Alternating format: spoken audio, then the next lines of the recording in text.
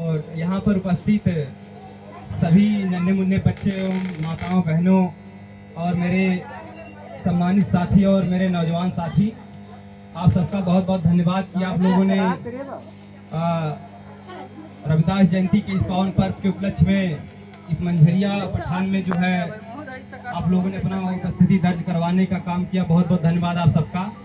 और दूर दराज से चल कर के हमारे बीच में हमारे रत्नेश मास्टर साहब जो है आजाद समाज पार्टी के जिला कोषाध्यक्ष, और हमारे बीच में कुलदीप राव जी जो है नगर अध्यक्ष जो है बेलहर कला से, और हमारे बीच में मंडल बस्ती के जो है मंडल महासचिव बड़े भाई अमरिंदर पटेल जी हैं, और हमारे ही बीच में वार्ड नंबर 8 से भावी जिला पंचायत सदस्य के प्रत्याशी बड़े भाई रामधनी निषाद जी हैं, और बाकी हमारे इसराइल डॉक्टर साहब हैं, बाकी हमारे माननीय सम्मानीय भंते जी।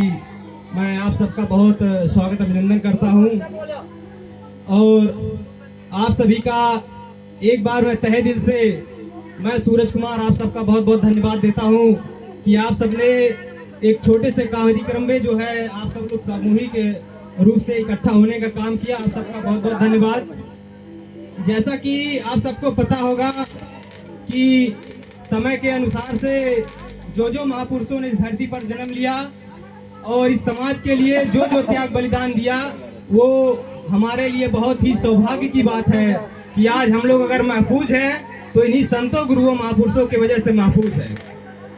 तो आज हमको समझना चाहिए, आज जो हम जयंती मना रहे हैं, जयंती मनाना एक उद्देश्य इसलिए है कि उस जयंती के अवसर पर हम उनको नमन करते हैं, उनको याद करते हैं कि इन्होंने अपने जो है जीवन काल में इस समाज के प्रति क्या संघर्ष किया है और क्या कुर्बानी दिया है।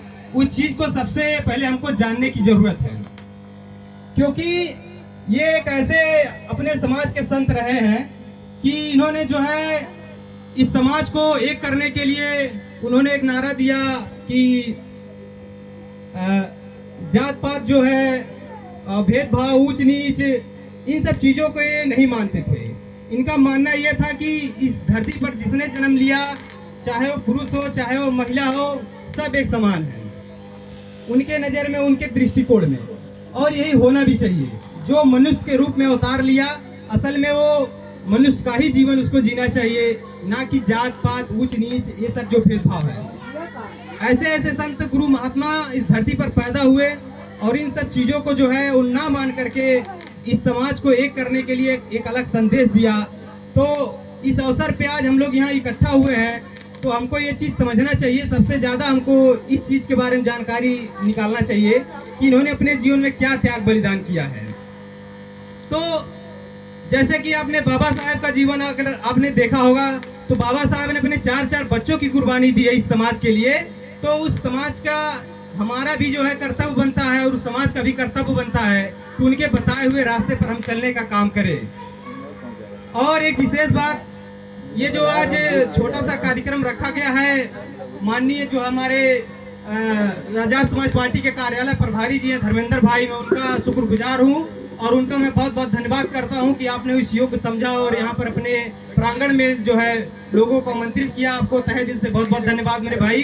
इसी तरह से आप समाज के लिए संघर्ष करते रहिए और मैं आपके लिए यही दुआ और यही मंगल कामना करूंगा।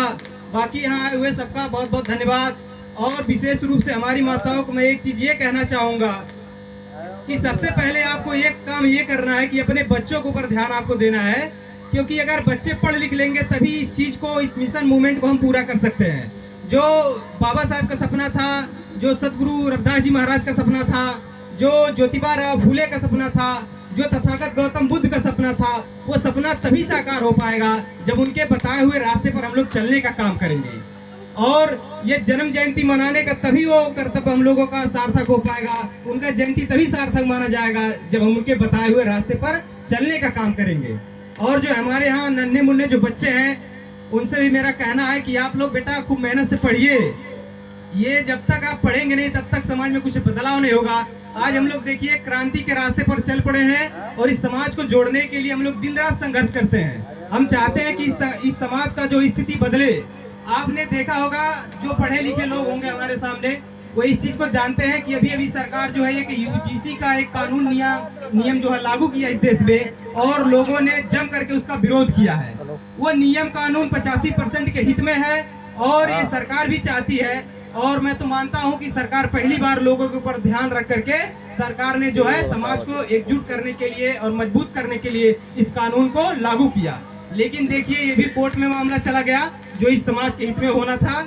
लेकिन अब तो देखिए आगे क्या होता है। लेकिन मेरा आप सबसे यही गुजारिश होगा कि आप लोग मजबूती से पढ़िए और बाकी हम लोगों के लायक जो कुछ होगा हम लोग अपना संघर्ष कर रहे हैं। जो कुछ हमसे बन पाएगा हम लोग आपका पूरी तरह से मदद करेंगे। इन्हीं सब बातों के साथ आप सबका एक बार फिर से तहे दिल से धन्यवाद, बहुत बहुत धन्यवाद। जय भीम, जय भारत, जय संविधान। हेलो सुरेश बाबू।